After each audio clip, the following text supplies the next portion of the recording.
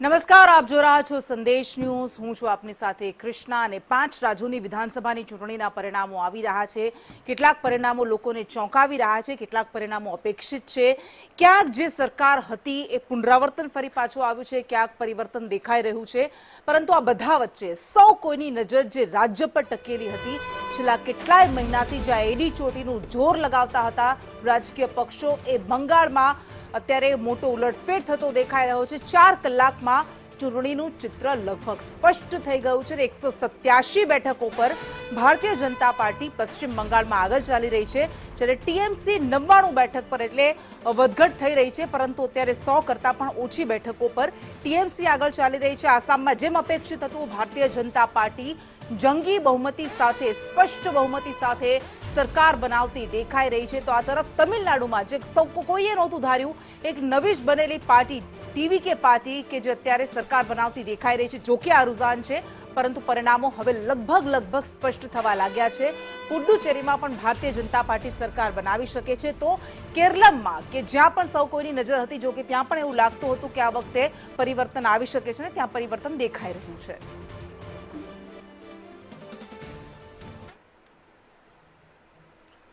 અને સહયોગી પ્રીતિ પણ આપણી સાથે ન્યૂઝરૂમથી જોડાઈ ગયા છે. પ્રીતિ, અત્યારે શું અપડેટ મળી રહી છે? બિલકુલ, અપડેટની વાત કરીએ તો 5 રાજ્યોની અત્યારે મતગણતરી ચાલી રહી છે. એમાં 3 રાજ્યો તો એવા છે કે જ્યાં ભારતીય જનતા પાર્ટીનો જલવો જોવા મળી રહ્યો છે. પરંતુ આ વખતે પશ્ચિમ બંગાળ પર સૌથી વધારે નજર છે. પશ્ચિમ બંગાળની વાત આવે ત્યારે જો કોઈ વાનગીની વાત કરે તો આપણે સંદેશ અથવા તો રસગુલ્લા વિશે તો બધાએ સાંભળ્યું જ હતું. ઝાલમુરી વિશે કદાચ મેં પણ પહેલીવાર અને ઘણા બધા લોકોએ પહેલીવાર સાંભળ્યું હતું. અત્યારે આપ જોઈ રહ્યા છો ઝાલમુરીનો જાદુ. આ વખતે જ્યારે પ્રધાનમંત્રી નરેન્દ્ર મોદી પશ્ચિમ બંગાળમાં જ્યારે પ્રચાર કરવા માટે ગયા હતા, ઝાલમુરીના ક્ષેત્રમાં 6 બેઠકો ભારતીય જનતા પાર્ટીની, માફ કરશો, 6 બેઠકો આવે છે. અને વિધાનસભામાંથી 4 બેઠકો એવી છે કે જ્યાં ભારતીય જનતા પાર્ટી અત્યારે આગળ ચાલી રહી છે. તૃણમૂલ કોંગ્રેસ માત્ર 2 બેઠકો પર આગળ ચાલી રહી છે. ઝાલમુરીનો જાદુ જે છે અત્યારે જોવા મળી રહ્યો છે. એટલે કે ઝાલમુરી જે એક આઈટમ છે, ભેળ જેવી આઈટમ છે, ગુજરાતમાં આપણે એને ભેળ કહીએ છીએ, પણ પશ્ચિમ બંગાળમાં જ્યારે પ્રધાનમંત્રી નરેન્દ્ર મોદી એક ઝાલમુરી વેચનાર પાસે પહોંચ્યા હતા અને પશ્ચિમ બંગાળમાં જાદુ જોવા મળી રહ્યો છે. પણ હવે વાત કરવી છે કે ઇલેક્શન કમિશનની વેબસાઇટ અનુસાર કયા રાજ્યમાં કયો પક્ષ આગળ ચાલી રહ્યો છે, કેટલી બેઠક મળી છે, કેટલા રાઉન્ડના અંતે આખરે શું પરિણામ સામે આવી રહ્યું છે. હિતેન મારી સાથે જોડાઈ ગયા છે. જી હિતેન. બિલકુલ પ્રીતિ, જો અગર વેસ્ટ બંગાળની વાત કરીએ તો 294 માંથી અત્યાર સુધી 252 પર લીડિંગ બતાવી રહ્યું છે ઇલેક્શન કમિશન આધિકારિક રીતે. એમાં જેમાં ભારતીય જનતા પાર્ટીને 167 સીટ પર લીડ બતાવી રહ્યું છે.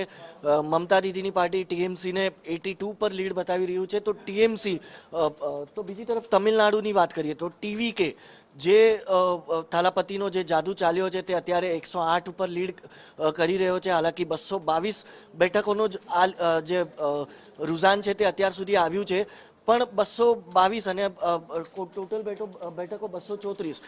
અગર બાકીની 12 સીટોનું રુઝાન પણ અગર ટીવીકેની તરફ જાય છે તો વિજય થાલાપતિની પાર્ટી સિંગલ હેન્ડેડલી સરકાર બનાવશે ને તો હંગ એસેમ્બલી બનશે. પુડુચેરી અત્યાર સુધી તમે આ આંકડા જુઓ છો 30 પર. હાલાકી ભારતીય જનતા પાર્ટી લીડ કરી રહી છે, એનડીએની સરકાર ત્યાં બની રહી છે.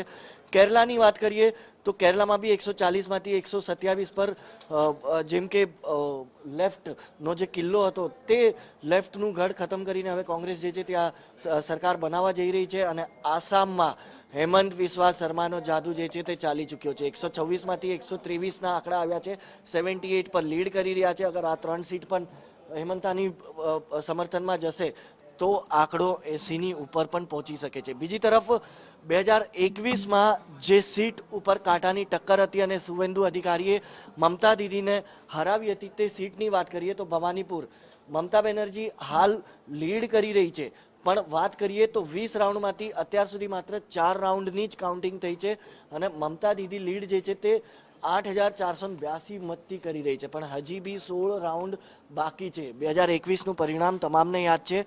1900 જેટલા મતોથી સુવેન્દુ અધિકારીએ જે છે મમતા દીદીને હરાવ્યા હતા, તેવું ફરી એકવાર થઈ શકે છે. કારણ કે સુવેન્દુ અધિકારી ખૂબ જ કોન્ફિડન્ટ નજર આવી રહ્યા છે અને તે કહી રહ્યા છે કે બંને સીટ ઉપર જીત નિશ્ચિત થશે તેમની. બિલકુલ, એટલે કહેવાય કે જે ઇલેક્શન કમિશનની વેબસાઇટ બતાવી રહી છે, અહીંયા સૌથી મોટા સમાચાર તમિલનાડુમાં જે એક મોટો એક કહેવાય ને કે એક ફેરબદલ કહી શકાય. અત્યાર સુધી વિજયન થાલાપતિને આપણે માસ્ટર, માર્શલ અને સરકાર મૂવીમાં જોયા છે, હવે સરકાર બનાવતા દેખાઈ રહ્યા છે.